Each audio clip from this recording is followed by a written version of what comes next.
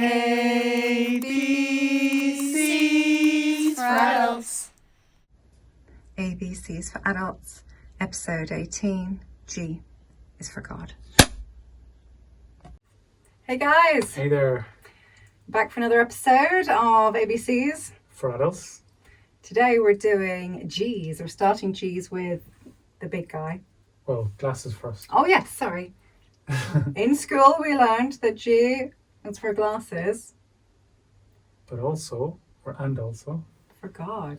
God. The Almighty. Almighty. The oneness that has many names. Yes. That have more people have killed and died for in his name or her name, whatever you want to say. Yeah, it's a crazy one.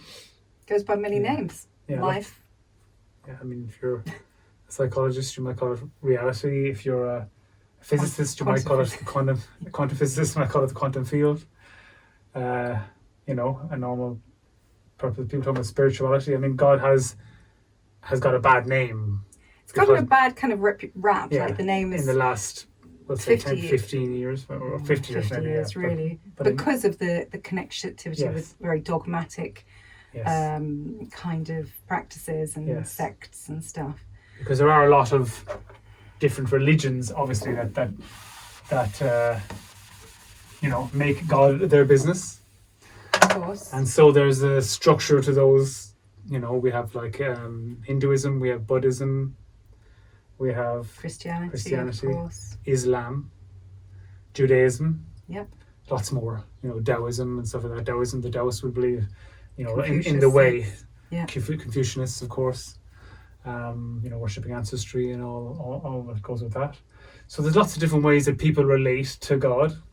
Obviously, you can't say in language what God is because it's a subset of God. Everything is a subset of God. So, but what you say is the pointing to the moon thing. Yeah, that all the different religions or spiritual guys are all just different fingers pointing to the moon. And the moon is this entity, this thing, this life, this reality, this glowing orb. Yeah, and we all just get caught up in the worshipping of the fingers, which isn't really kind of the point. I suppose it's a very unusual topic that most people don't really talk about too much anymore, even though there is this kind of real resurgence. Yeah, complete. Of not just spirituality in general, which has been on the up for the last kind of 20, 25 years, especially kind of more, the Buddhist, the Taoism, the New Age vibe, but Christianity as well. More people are turning to God, like the traditional God as well, because of the times we live in. It's starting to get more popular, and people are looking for meaning because we've been told that when we catch the snack, when we catch the carrot, or when we catch the fake rabbit going around the greyhound track, that then all our dreams will come true, we'll feel fulfilled, we'll feel amazing, and then when we don't, we're like, well, hold on, we've got what we were told to do. We did everything we were told to do. We got the good grades in school. We went to college. We got ourselves a good job. We got ourselves a good partner. We got ourselves a family, a house, the latest car, the latest gadget. We go on holiday twice a year. What's missing? What's missing? We've got it all. We've ticked all the little boxes off of the sheet of life. Yet we're still feeling this kind of sadness, this kind of this cloud or kind of hollowness inside. And we've been told by popular culture that we won't find it in religion or spirituality, that's just for kind of anti-science people, Neanderthals and, the more uncouth of us. That's really kind of a bit of it's not true. I think you can split spirituality between, the dogma side, where people are concentrating just on rules and regulations, or you can have the other side of it, which is this kind of personal feeling and connection that people have to something. They don't know what it is, but there's something else out there, and it's not just because you've been told it and you've been indoctrinated since you were small. This is something else that you actually feel. There's something else going down with this world, and you've had your own experiences and your own evidence that has been provided to you that's made you come to that conclusion. That there is a God. I mean, this is the big thing. The big question, one of the big guys, is there a God? You know, and if so, where is he? What is he up to? Why did he kind of do this science project? What form does God take? You know, A lot of people over the years, over the millennia, have decided that this is what the form that God takes. It doesn't really matter, because at the core of all of those major religions and the less major religions, there's love. There's a connectivity. And the only reason why we feel unfulfilled is because of our disconnection from the wholeness of everything, from everything else. We see ourselves as these separate entities, and so we feel isolated. And because of that, when we feel unfulfilled, and it is our efforts to fulfill ourselves and fill ourselves with outside things and material objects and achievements and so on, that distracts. I'm not saying that you shouldn't enjoy your life and of course, and follow all those things. But if you don't have the cake right, then there's no point putting all the icing on exactly. and expecting it to taste good. Yeah. You know? So we'll talk more about happiness in the H's. But it's the absence of God in your life, whatever form that might take, which causes us to be unfulfilled. And so, you know, there are definitely stepping stones in these religions. At the heart of them is a lot of wisdom. And if you take them too seriously and go too much into the dogma, then you lose your way. And you're worshipping the fingers instead of trying to see where are they pointing to? What are they kind of trying getting to say? too caught up in rituals. Rituals aren't going to get you there. Rituals aren't going to... They can help. They can help unburden you in hard times, yes, of course.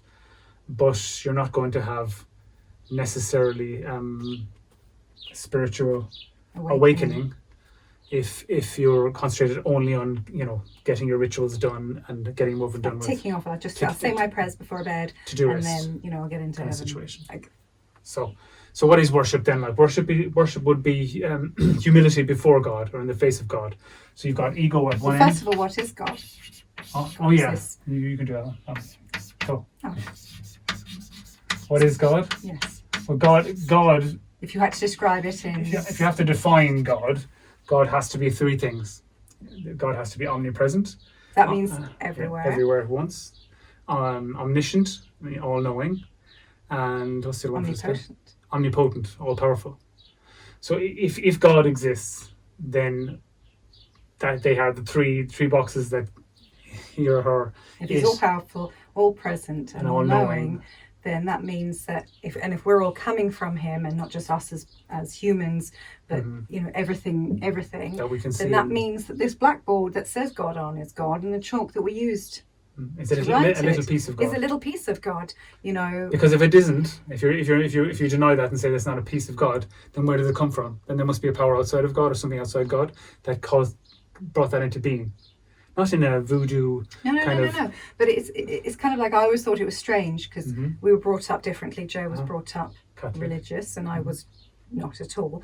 And for me, from the outside, it was always like, well, if there is a God, then surely it's a bit of everything, rather than he just went hachoo and kind of decided to make something quite separate to himself up.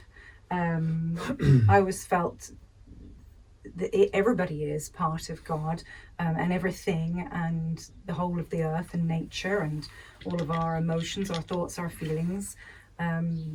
It's all God splitting and fracturing itself up.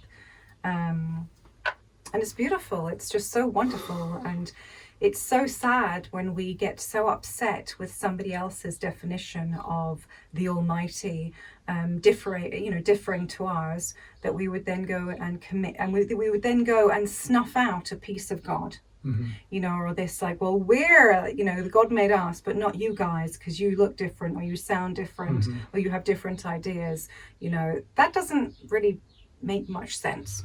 You know, no. But even at a more minor level, for you to let the word God, because it became a kind of a slightly kind of like, it just became connected with certain things, to allow that word to put you off, delving deeper into yourself, or say reflecting. oneness or something. Oneness. Just use a different word. It just doesn't matter. Imagination. Some of the most amazing people we've ever met are deeply religious people. Yeah. They have good values.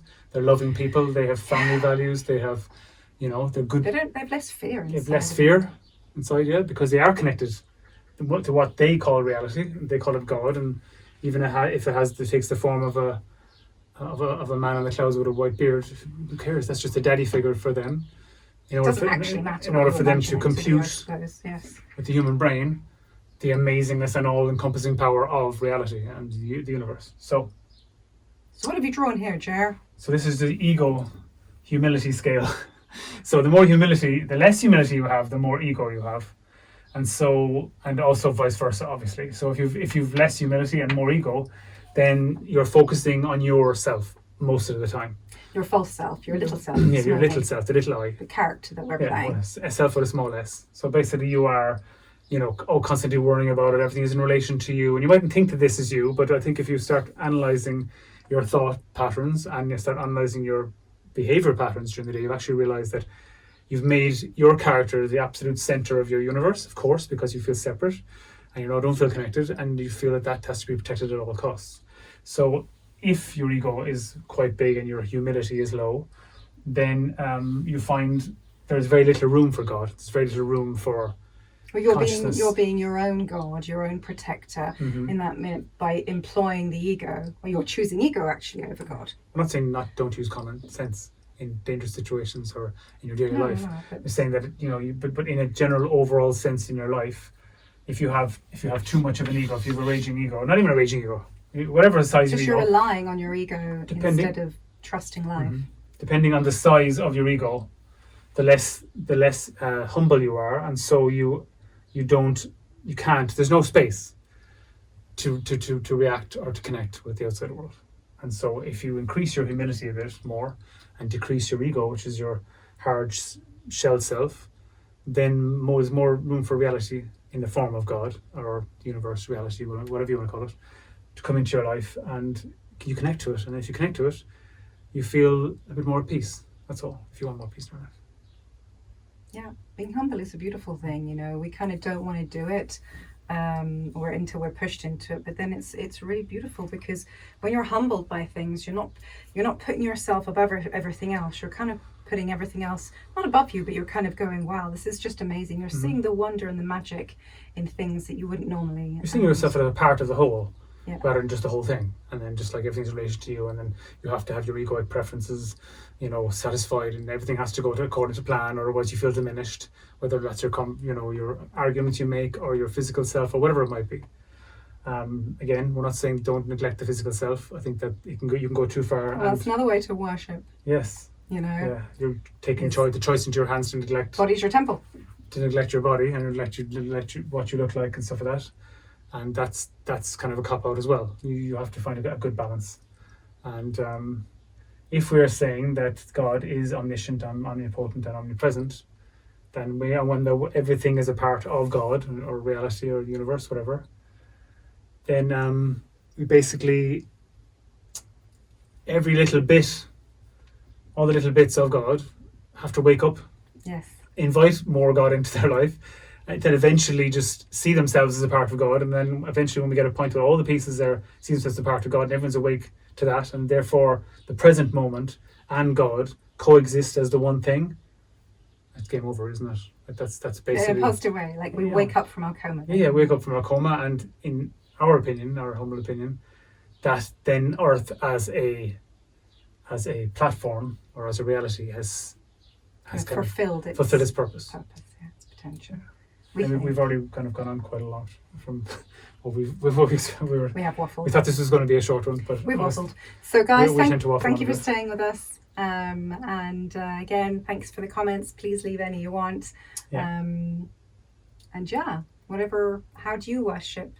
Mm-hmm. How do you feel? What's your connection? Do you have any amazing moments with reality, oneness, life, the universe that you want to share? Please do. Put them in the comments, please. Thanks, guys. Ciao for now.